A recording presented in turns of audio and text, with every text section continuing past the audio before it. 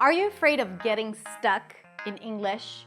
Would you like to learn some strategies and tips on how to overcome situations where you get stuck or feel frustrated because you can't express yourself?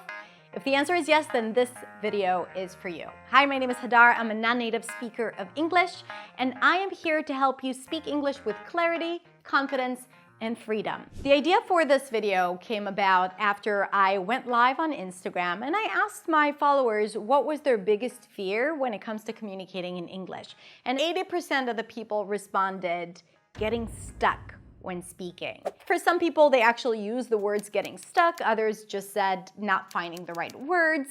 And ultimately, that fear of not being able to say what you want to say and that crippling feeling of silence that triggers a lot of people and makes them feel so afraid to communicate.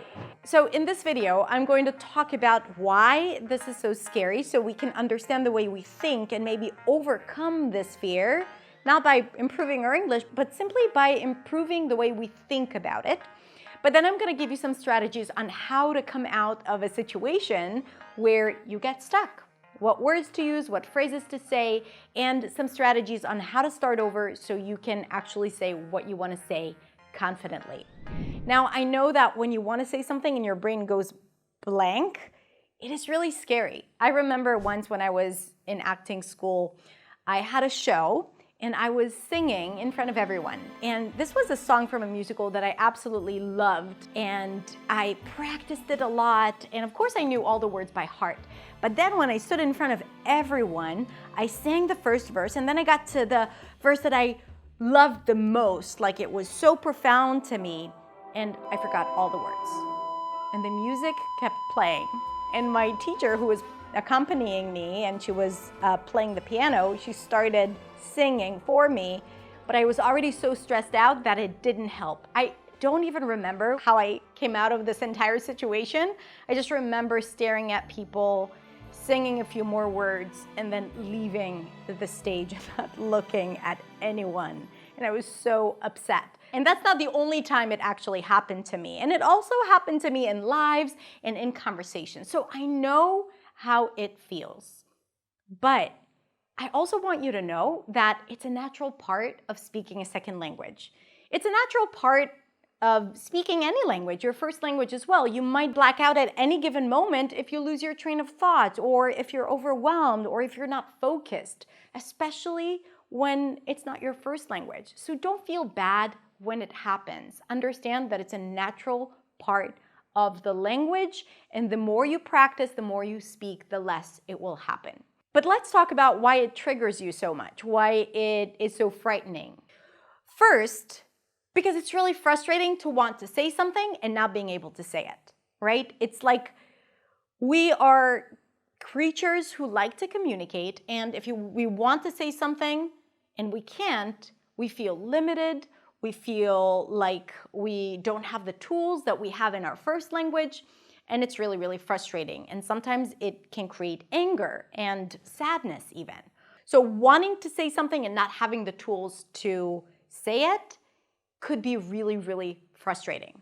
So that's the first thing. The second thing is that sometimes if we get stuck, we start thinking about what people think about us, right? What is their opinion about us and our English? And we get into the loop of not feeling good enough. Oh, they're thinking that I don't know English. They're thinking that I can't communicate. And that creates more stress and anxiety because it really focuses on this fear that most of us experience of not being good enough, right? Or being judged. And we don't want to experience that because that triggers shame and humiliation, which are two emotions that us humans try to avoid as much as humanly possible. We don't want to experience that. Therefore, we don't want to get stuck because we know that it might trigger these feelings. Even though, again, it is perfectly okay to get stuck, and usually people won't even think bad things about you because you get stuck. They might not even notice it. Now, the third fear, and this is not a common fear, and I want you to think about it and to see maybe it actually hits home, is we don't want to waste people's time. Especially when we speak to people whom we need something from, If we get stuck, we feel like we're wasting their time. We say to ourselves things like, oh, they're gonna get impatient, they're not gonna wanna talk to me, it's not fair for them that they need to wait for me. And I understand that it's coming from a place of wanting the other person to feel good, but it's not helping you, right? So feeling like you're wasting someone's time can immediately impact how you perform in English, and that fear could create a bigger fear around getting stuck. And I want to tell you that if this is a thought that you're thinking, 100% that it's compromising your ability to communicate freely and confidently. All the things I talked about right now are limiting beliefs. Beliefs that limit your full potential, limit your ability to communicate confidently and fluently. And the good thing about a limiting belief is that it's a thought, and you can change thoughts. It's not a fact. It's not a reality. The tricky thing about limiting beliefs is that you think it's just you just interpreting the world around you. This is your reality. Oh, I'm wasting someone's time. But it's not a fact. It's a belief. And as such, you can decide not to think it anymore. You can change it to, people want to hear what I have to say. They are patient with me. They appreciate my attempt to communicate with them. Instead of, I'm wasting their time, they're going to think I'm stupid, they're going to think I don't know how to speak in English. Okay, so try to understand which one of the three things that I've listed are things that you are thinking that make this fear of getting stuck a lot bigger than it should be. And of course, if you can come up with other limiting thoughts, then write them in the comments below and share them with us. Okay, so now that we talked about the reasons why this is such a big fear, let's talk about what to do when you get stuck. When you get stuck, the first thing that you need to do is remind yourself that you are doing the best you can. The more you get stressed out in a situation, the less likely you are to come out smoothly from this situation. Remind yourself that this is not your speech at the Oscars, or this is not your biggest interview, and it's okay to get stuck. Give yourself permission to get stuck, because when you are not stressed, when your blood pressure is lower, you're more likely to come up with the next word. You're more likely to continue as if nothing happened. But when you get stressed out, you start thinking about it. Oh, I'm stuck. Oh, they're going to think this. They're going to think that. And then your brain is so busy with the event of being stuck than with what do you actually want to say, right? What is the word that I'm looking for? So take a deep breath. Remind yourself it's okay to get stuck, and continue. And then what I recommend for you to do is this. First, you can just acknowledge it by saying, oh, I lost my train of thought. Or, I think I'm confusing this. Let me start over. Or, let me rephrase it. And then you want to start over from the beginning of the idea or the beginning of the sentence. Your brain will find a way to bypass the part where you got stuck and get to the end of the idea. Remember that you have a lot of words to use. Don't focus on that one word you can't remember and feel like, oh, now I won't be able to say this. You can find a word that is similar. You can find an entire sentence that explains it differently. You know how many times in the middle of a live or a video that I'm recording, I can't find a certain word that I'm thinking about or that I want to say, and then I end up saying something slightly differently.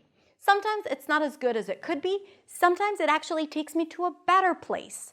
So you never know. You just have to go with the flow, just like you're going on a tour, and sometimes you want to make a right and sometimes you will make a left. You'll end up getting to the same destination.